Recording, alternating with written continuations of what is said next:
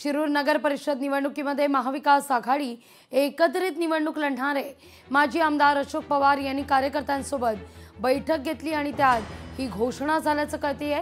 खासदार अमोल कोल्हे आणि माजी आमदार अशोक पवार यांच्या नेतृत्वाखाली महाविकास आघाडी शिरूर नगर परिषदेला एकत्रित सामोरी जाणार असून पुढील 1-2 दिवसात सर्व उमेदवारांची घोषणा केली जाणार आहे असं देखील म्हटलंय।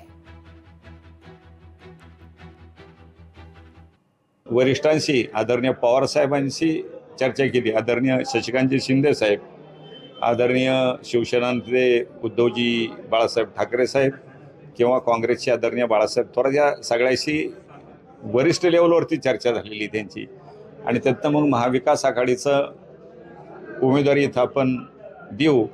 आणि शिवाय आता मी जसं सांगितलं की काही ज्येष्ठांचे सल्ले घेऊन याच्या व्यतिरिक्त बी कोणाला त्यात घ्यायचं असेल तर आम्ही काय लगेच विरोध करत नाही। ज्यांची कारण आम्हाला पुढं नगरीचं आजपर्यंतचं कामकाज ज्या पद्धतीनं प्रकाश शेठ धारीवाल यांनी चालवले, निवडून येणारे नगराध्यक्ष असतील, नगरसेवक नगरसेविका असतील, त्यांनी करावं ही भूमिका आम्ही आणि त्या भूमिकेतनं आम्ही पुढे चाललो। लोकशाही मराठी ऐका, पहा, जागरूक रहा।